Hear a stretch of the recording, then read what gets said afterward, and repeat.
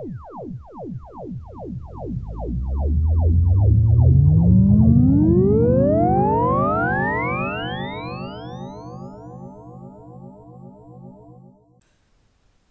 and welcome to the new Tin Dog podcast.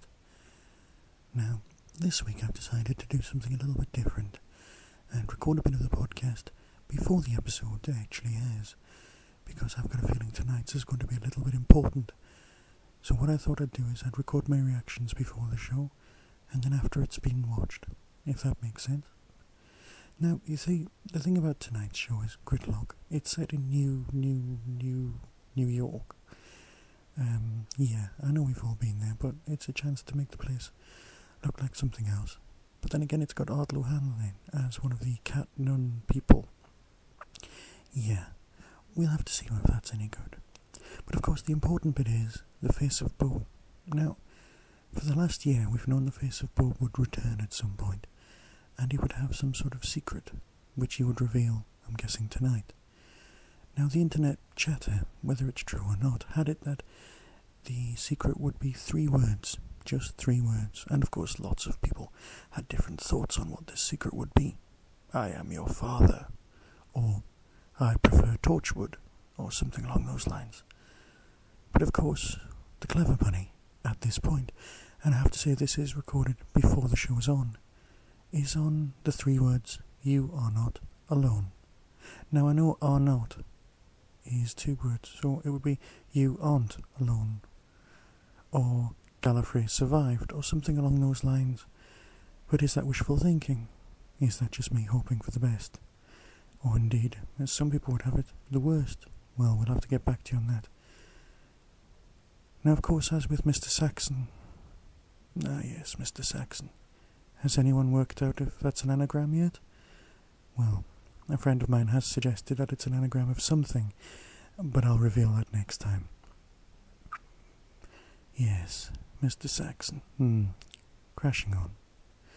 Tonight's story, I have very high hopes for. I like things set in the future. To be fair, it is set on another planet, although of course it's just Earth. We've all been there. We've all discussed whether people should be recording on other planets or not, but hey, let's not go there just now. We have been to the moon after all, and that almost counts as another world, but not quite.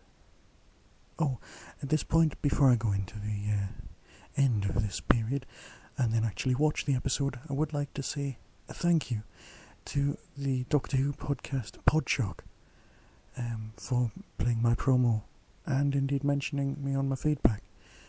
It was fabulous to hear myself on somebody else's show. And of course, I know that everyone listening to this will, of course, already be subscribed to their show, so I don't even have to plug it. But either way, I'd like to thank them. And if ever they need a guest presenter, just give me a shout, will you? Right, I'm going to go now and think about what the face of Bo's secret may be. But to be fair, it might just be, oh, did I say I'd tell you next time? I'll tell you the time after I've seen you. See you in season 4. See you after the show. But not yet, who needs secrets, eh? I have seen so much, perhaps too much. I am the last of my kind, as you are the last of yours, Doctor. That's why we have to survive. Both of us. Don't go.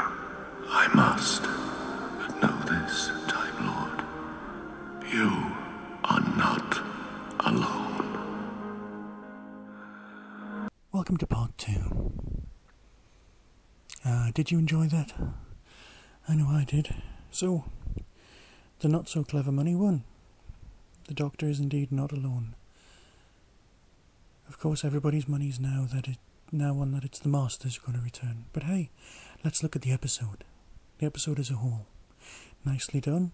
Very 2000 AD. The comic, not the date, obviously. Very Judge Dredd type world, but then again, you know, that's not a bad place. Let's reference English comics for a change rather than American ones. Now, I know the place looked a bit like Star Wars, but let's face it, it's New York. And, well, let's look at the episode. It opens with a painting. Alright, it doesn't. It opens on the classic "Hello, where innocents were being attacked," but the innocents are directly from the painting American Gothic, and for those Rocky Horror fans amongst us, you'll know exactly the painting I'm referring to. It's the one in the hallway of Frankenfurter's castle, next to the coffin that is a clock during the time warp. Yes, it's also how Riff Raff and I believe Columbia, was it Magenta, are addressed on the opening sequence just in the church. I'm rambling, aren't I? Tell you what, let's get on with the review. Fairly standard introduction. You've got the arrival on New Earth. Now, the fact that the Doctor finally talks about, I'm going to use the word home world, because let's face it, God forbid he used the word Gallifrey more than once in a season. They talk about it, and as they've not actually talked about it for a very long time, you kind of got the feeling there was a rabbit off very early on.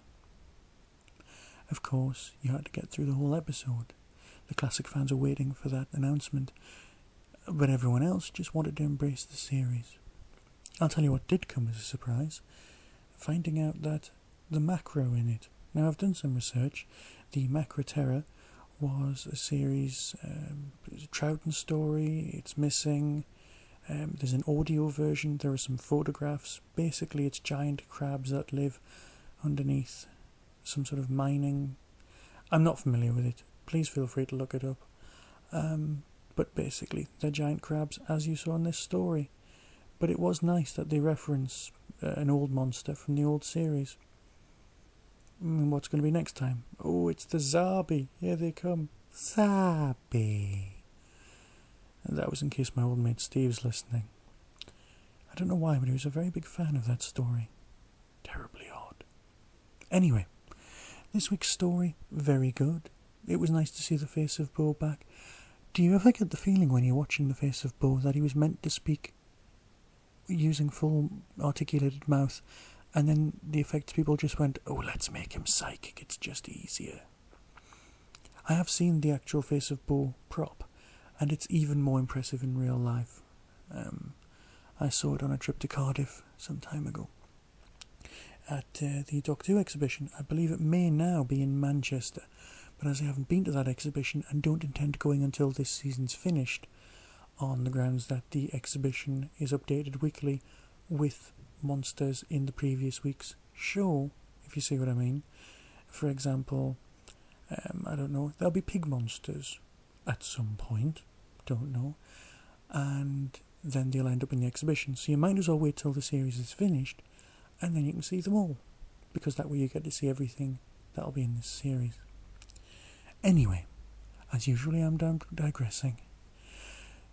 The surprise in this episode was Ardal O'Hanlon's performance. Although he was using his one voice, which is fair enough, you couldn't help but think of Father Dougal, the classic character that he's famous for playing. But the performance was very strong. They were all very, very strong. I was impressed. Even Martha's performance, nicely done. Another story set in New Earth, well, you know, not a bad thing.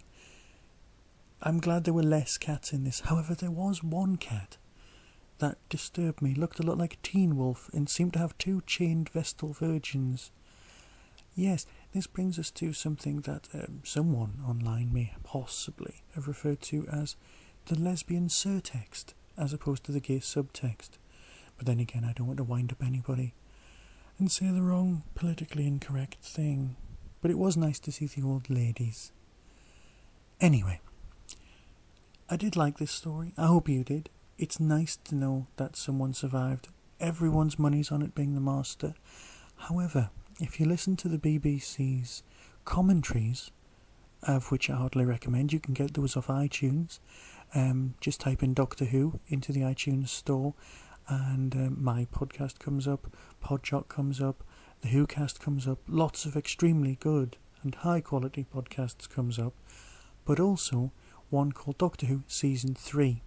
Subscribe to that and you'll be able to download Russell T Davies and David Tennant talking about the episode. it's much, much easier than trying to find some sort of BBC 3, press the red button now, oh you're disappointed, oh you've missed a bit, you can't record it anyway, yes you can, oh Sky Plus is broken, kind of scenario. After you've seen the show a few times, you can just drive to work and listen to Russell T Davies talking about it. Let's face it, we all have the sort of memory of Doctor Who that we don't actually need the episode in front of us while we're listening to a commentary to know what's going on. David Tennant does admittedly say, oh, we do find out that the Face of Poe is right and wrong, which is a bit enigmatic, and you do actually hear Russell T have a bit of a sharp intake of breath when he says that, as if David was about to say something that he really wasn't meant to. Now, of course that could be staged. They are, after all, well, at least one of them's a very good actor. Anyway, that's not important. The important bit is, it was a good episode. I am fixating on one scene.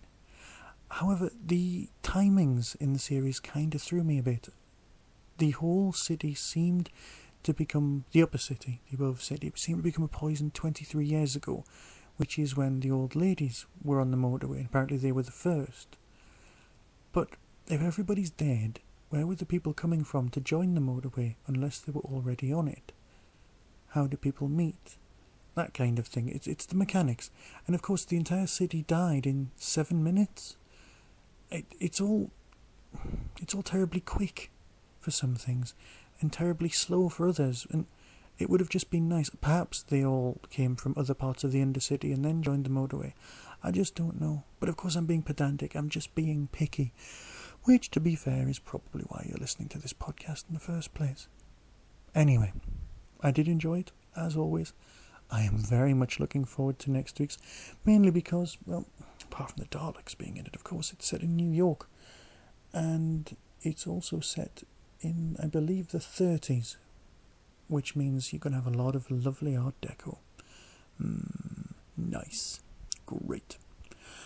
I'll let you go now, and then I'll speak to you next week for the first Dalek story of the year.